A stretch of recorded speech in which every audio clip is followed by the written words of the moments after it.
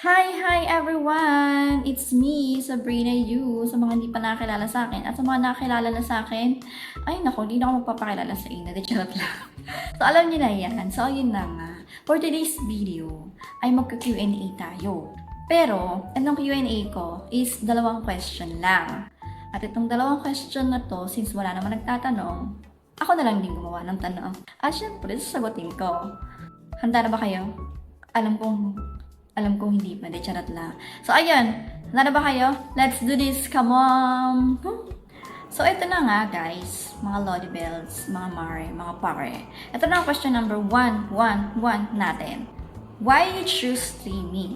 I choose streaming kasi I really like playing games talaga eh. Sobrang nakaka-enjoy din kasi na meron kang kasama na naglalaro eh.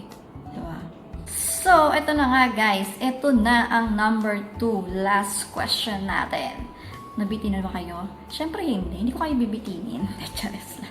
So, ito na yung number 2 question natin. Yung number 2 question natin is common na tinatanong sa akin ng iba. Why you choose playing Mobile Legends on Facebook? Facebook kasi ito yung pinaka-main platform natin eh. Marami na tayong nakitang mga ibang streamer na puro ML lang din ang ini-stream dito sa Facebook.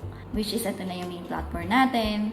So, kada scroll lang nila, syempre makikita lang, uy, naka-stream to ng ML, diba? Kaya pinili ko ang Facebook na dito i-stream ang ML. So, ayun lang guys sa ating for today's video. Yun lang. Dalawang question lang naman eh. Pero kung gusto nyo pang dagdagan, wag na. Hindi, charot lang. So, ayun lang guys. Ako'y magpapaalam na.